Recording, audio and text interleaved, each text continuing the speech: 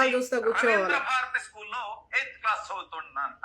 అక్కడ కనీసం వరస్ట్ లో వరస్ట్ 1,00,000 ఫీజు ఉంటుంది 8వ తరగతి అంటే. చూడండి, దేవికారెడ్డి అనేటువంటి పాపకి ఇంకో సోదరి కూడా ఉంది.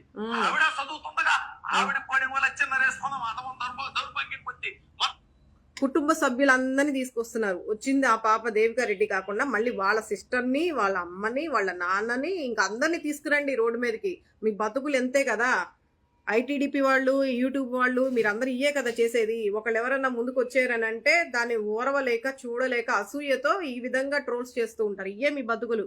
3 లక్షల రూపాయలు వీడు చూసొచ్చాడు 3 లక్షల రూపాయలు అంట. వస్తే ఎంత వస్తుంది? 15,000. 3 లక్షల రూపాయలు వీళ్ళిద్దరికి ఫీజు కడతా ఉంటే అందులో 15,000 రూపాయలు ప్రభుత్వం అమ్మఒడి ఇవ్వలేదు కాబట్టి ఈవిడ గారికి బాధ వచ్చేసింది, ఈవిడ గారికి ఏడుపు వచ్చేసింది. జగన్మోహన్ రెడ్డి కంటే సిగ్గు లేదు. బట్ పాపం చిన్న పిల్ల, పసి పిల్ల, ఆ పిల్ల గురించి మాట్లాడంటే నాకు బాధగా ఉంది. చూడండి ఎలా మాట్లాడుతున్నాడు. ఆవిడకంట, ఆ పాపకంట ఈమెకి బాగా ఏడుపు వచ్చేసింది. అంటే ఏడుపు అనేది డబ్బులు ఇవ్వలేదని ఏడుపు వస్తుందా, లేదంటే ఒక అభిమానాన్ని నచ్చిన నాయకుడు కళ్ళ ముందు కనిపిస్తే ఆనందాన్ని ఒక ఏడుపు రూపంలో, బాధలో ఆవేదనని, ఆ ఆవేశాన్ని, ఆ పాప అంత చిన్న వయసులో ఇష్టమైన వాళ్ళు ఎదురుగుండా కనిపిస్తే దగ్గరికి వెళ్ళి చూడాలి, ఫోటో దిగాలని అంత సంతోషంతో ఆ పాప ఉంది. దాన్నంట ఇతను బాధపడిపోతున్నారంట. ఆ పాప బాధపడిపోయి ఏడు చేస్తుందంట. చూడండి, మళ్ళీ జగన్మోహన్ రెడ్డిని సిగ్గులేనోడని చెప్పేసి ఎలా మాట్లాడుతున్నాడో విన్నారు కదా మీరు. ఏమనాలి వీళ్ళ ఇలాంటి వాళ్ళని ఏమనాలి? అది ఆ అమ్మవాడి ఎటకారం.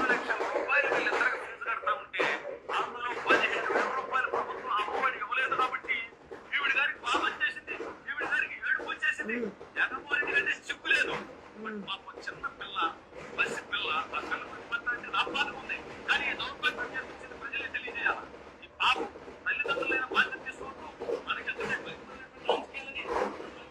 మీకు వినపడట్లేదని నాకు అర్థమైంది.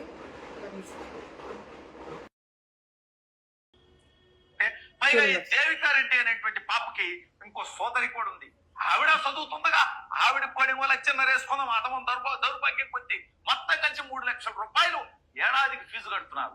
ఇందులో ఆ అమ్మఒడి వస్తే ఎంత వస్తుంది? 15,000.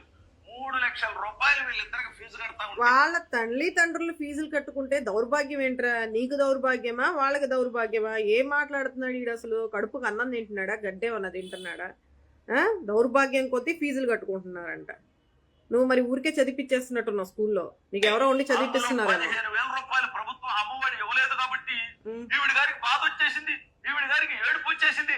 జగన్మోహన్ రెడ్డి కంటే సిగ్గు లేదు. బట్ పాపం చిన్న పిల్ల, పసి పిల్ల, ఆ పిల్ల గురించి మాట్లాడితే నాకు బాధగా ఉంది. కానీ ఈ దౌర్భాగ్యం చేపించింది ప్రజలకు తెలియజేయాలా. ఈ పాప తల్లిదండ్రులైన బాధ్యత తీసుకోవద్దు. మనకెందుకు ఈ పరిగమనటువంటి రాజకీయాలని 3 లక్షల రూపాయలు ఇద్దరు పిల్లలకు ఫీజు కడుతుంటే 15,000 రాలేదు కాబట్టి చాలా ఇబ్బందికరంగా ఉందంట కుటుంబానికి. నాకు అర్థం కావట్లా. పైగా సరే అక్కడికే వద్దాం. జగన్ మోయ ఉంటే ఒక్కడికి ఇచ్చేవాడమ్మా. తెలుగుదేశం పార్టీ కూటమి ప్రభుత్వం ఇంట్లో ఎందరు పిల్లలుంటే అందరికీ ఇవ్వబోతా ఉంది వచ్చే విద్యా సంవత్సరం నుంచి. వినండి ఈ పాయింట్ ఇంకొకసారి వినండి. తెలుగుదేశం పార్టీ అంట, వీడిదంతా దేనికోసం చెప్పాడంటే ఒక కుటుంబాన్ని రోడ్డు మీదకి తీసుకొచ్చి ఆ కుటుంబంలో ఉన్నటువంటి ఆ దేవికారెడ్డి అనే పాప గురించి, వాళ్ళ చెల్లెల గురించి, వాళ్ళ తల్లిదండ్రుల ఆర్థిక స్తోమత గురించి, వాళ్ళ దౌర్భాగ్యం కొద్దీ సంవత్సరానికి 3 లక్షలు కడుతున్నారని చెప్పి చాలా వ్యంగ్యంగా, చాలా ఎటకారంగా వాళ్ళ క్యాస్ట్ గురించి ఇంత దారుణంగా మాట్లాడి వీడు చివరికి ఏం చెప్తున్నాడో ఒకసారి వినండి. తెలుగుదేశం పార్టీ వాళ్ళంట అమ్మ ఒడి రాలేదు, నీకు వచ్చేది మహా అయితే ఎంత? తెలుగుదేశం పార్టీ వాళ్ళు, కూటమి ప్రభుత్వం వాళ్ళు అమ్మ ఒడిని ఇప్పుడు 4 సంవత్సరాలు ఇద్దరు పిల్లలు ఉంటే 30,000 ఇస్తారంట. ఒక్కసారి వినండి మళ్ళీ. మీ కుటుంబానికి 30,000 వస్తాయమ్మా, నీకు నీ సోదరికి ఇద్దరికి కలిపి.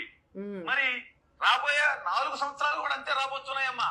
మరి అప్పుడు నువ్వు మేమొచ్చి ఇంకో మైక పెడితే జగన్ మోయ ఒక నీచుడు, కేవలం ఒక్కరికే ఇచ్చేవాళ్ళు, ఇప్పుడు నాకు మా సిస్టర్ కి ఇద్దరికి ఇస్తున్నారు. చంద్రబాబు నాయుడు గారు అద్భుతమైనటువంటి పరిపాలన అని కూడా చెప్తావా అమ్మా నువ్వు? ఏం పనికిమాలినాడు జగన్మోహన్ రెడ్డి. నీ పేటీఎం ఆర్టిస్టులతో గత 5 సంవత్సరాలు ఈ రకమైనటువంటి విష ప్రచారాలు చేశావు. అయినా ప్రజలు నిన్ను చెప్పుతో కొట్టి నీ నికృష్టపు, దౌర్భాగ్యపు, చండాలపు పరిపాలనకి 11 సీట్లతో ప్రతిపక్ష నేత హోదా కూడా. జగన్మోహన్ రెడ్డిని ప్రజలు చెప్పుతో కొట్టలేదురా ఎద్దవ్వా. మేము కొడతా నిన్ను చెప్పుతో. మేము వచ్చి నువ్వు ఎక్కడున్నా సరే వెతికి పట్టుకొని వచ్చి నిన్ను కొడతా నేనైతే. జగన్మోహన్ రెడ్డిని ప్రజలు చెప్పుతో కొట్టారు. 40% ఓటింగ్ ఎక్కడి నుంచి వచ్చిందిరా? ప్రజలు చెప్పుతో కొట్టే పని అయితే 3 పార్టీలు కలిసి కూటమిగా ఏర్పడి మీరు ఒక్క మనిషిని, ఒక్క వ్యక్తిని ఓడించడానికి ముగ్గురుగా కలిసి వచ్చారు. మీరు గుంపులుగా వచ్చి 46% ఓటింగ్తో గెలిచారు. ఈవీఎం మాఫింగ్తోనూ, ఈవీఎం ట్యాంపరింగ్తోనూ మీకు ఏ విధంగా అధికారంలోకి వచ్చారో, ఇలా తప్పుడు ప్రచారాలు చేసుకుంటా ఏ విధంగా అధికారంలోకి వచ్చారో ప్రజలందరూ కూడా గతంలోనే తెలుసు. ఇప్పుడు ఇంకా రోజు రోజుకి ప్రజలకు కూడా బోధపడుతూ ఉంది. మీ నాటకాలేంటి, మీ యాషాలేంటి అనేది ఇప్పుడిప్పుడే తెలియనోడు కూడా కొంతమంది మీ నాయకులే, మీ పార్టీలో ఉండే వాళ్ళే ఇప్పుడిప్పుడే తెలుసుకుంటున్నారు. చూడండి, ఇంకా నేను ఈ వీడియో చూపిస్తే మీకు కూడా విసుగు పుడుతుంది. కానీ ఒక్కసారి మీరు యూట్యూబ్లోకి వెళ్ళి ట్రెండింగ్ తెలుగు అనేది ఒకసారి మీరు చూడండి. చూసి ఈ యదవని ఏ విధంగా వీడికి గుణపాఠం చెప్పాలో ఒకసారి ఆలోచించండి. నోటికి వచ్చినట్టు జగన్మోహన్ రెడ్డిని ఇంత డైరెక్ట్గా సోషల్ మీడియాలో నీచుడు అంటున్నాడు, నికృష్టుడు అంటున్నాడు, దరిద్రుడు అంటున్నాడు. ఈ నోటికి ఎంత దారుణంగా ఇంకా చాలా మాట్లాడినాడు. ఇంత దారుణంగా మాట్లాడుతూ ఉన్నాడు.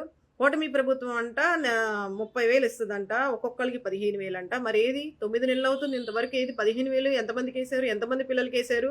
ఇంట్లో ముగ్గురుంటే ముగ్గురికి 15,000, నలుగురుంటే నలుగురికి 15,000, 18,000 ఇస్తున్నారు కదా. మరి ఏది ఎంతమందికి ఇచ్చారు 9 నెలల్లో?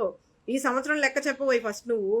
వచ్చే రాబోయే 4 సంవత్సరాల గురించి కాదు. ఇప్పుడు అధికారంలోకి వచ్చి 9 నెలలు అవుతుంది. ఏం చేశారు? ఏం హామీలు నెరవేర్చారు? సూపర్ 6లు అన్నారు, ఏమన్నా ఇచ్చారా ఒక్కటన్నా? ప్రజల్ని మభ్యపెడుతూ రోజుకు ఒక డైవర్షన్ పాలిటిక్స్ చేస్తూ ఏదో ఒకటి ఎలిగేషన్ తీసుకొస్తూ ఎక్కడో చోట గొడవలు పెడుతూ ఎక్కడో చోట ఏదో ఒకటి చేసి ప్రజల్ని డైవర్ట్ చేసి వాళ్ళని పిచ్చోళ్ళని చేసి మీరు రాజ్యాలు ఏరుతా ఉన్నారు. వచ్చే రాబోయే 4 సంవత్సరాల్లో 30,000 వస్తాయి. జగన్మోహన్ రెడ్డి అమ్మఒడి ఏమి ఇచ్చాడని చెప్పేసి ఎటకారం మాట్లాడారు కదా. అధికారంలోకి వచ్చిన దగ్గర నుంచి కూడా 2 సంవత్సరాలు కరోనా ఉన్నా కూడా, అంత తీవ్ర స్థాయిలో ఉన్నా కూడా, ప్రపంచవ్యాప్తంగా ఆర్థిక పరిస్థితి అస్తవ్యస్తం అయిపోయినా సరే జగన్మోహన్ రెడ్డి తనకున్న నిస్సహాయ స్థితిని ఏ రోజు కూడా మీడియా ముందుకు వచ్చి మీరే ఆదుకోవాలి, మన ఆర్థిక పరిస్థితి బాగాలేదు, మన రాష్ట్ర పరిస్థితి బాగాలేదు, మీరే ఆదుకోవాలి, కావాలంటే ఎదురు మీరే ఇవ్వండి, మీరే ఫండింగ్లు మాకు ఇవ్వండి అని చెప్పేసి ఏ రోజు జగన్మోహన్ రెడ్డి కరోనా టైం ఉన్నా కూడా ఏ రోజు బైక్ ముందుకు వచ్చి ప్రజల ముందుకు వచ్చి ఏ రోజు బేదేడుపులు ఏడవలా మీలాగా. అర్థమైందా? మాట ఇచ్చాడు, మాట ఇచ్చిన టయానికి కరెక్ట్గా నిలబెట్టుకొని ముందే టైం చెప్పి డైరెక్ట్గా ఈ మధ్యవర్తులు ఎవరు లేకుండా డైరెక్ట్గా ఎవరైతే అర్హులో వాళ్ళ అకౌంట్లకి డబ్బులు జమ అయ్యేలాగా ప్రతిదీ కూడా పిన్ టు పిన్ లెక్కలతో సహా ఎంత ఖర్చు పెట్టాం, ఎంత ఉంది, ఎంతది ప్రజలకి డైరెక్ట్ బ్యాంక్ అకౌంట్లో వేసాం, ఇవన్నీ కూడా ఏ రోజు చేయబోతున్నాం, ఎప్పుడు అమలు చేయబోతున్నాం, ఎక్కడ చేయబోతున్నాం అనేది కూడా పిన్ టు పిన్ చెప్పి చేశాడ్రా. అది నాయకుడి లక్షణం అంటే. అంతే తప్ప ఎలక్షన్స్కి ముందు ప్రజల్ని నమ్మించి మీకు ఇంత ఇస్తాం అంత ఇస్తాం అని చెప్పేసి ఒక్కొక్కరిని బాగా ఆశ చూపించి అధికారంలోకి వచ్చిన తర్వాత రాష్ట్ర ఆర్థిక పరిస్థితి బాగోలేదు, రాష్ట్ర పరిస్థితులు అసలు బాగలేదు, ఏదన్నా సంపద సృష్టించిన తర్వాతే సంక్షేమాలు ఇస్తామని చెప్పేసి ఏడుపులు ఏడుస్తా నిస్సహాయ స్థితిలో ఎందుకు ఈ నాటకాలు ఇవన్నీను? ప్రజల్ని నమ్మించి ఈ నాటకాలు చేయడం ఎందుకు? వచ్చే సంవత్సరాల నుంచి అమలు చేస్తారా? మరి ఈ సంవత్సరం ఏమైపోయినట్టు? 9 నెలలు అవుతుంది ఇంతవరకు. స్త్రీలకి ఉచిత బస్సు అన్నారు, ఇచ్చారా?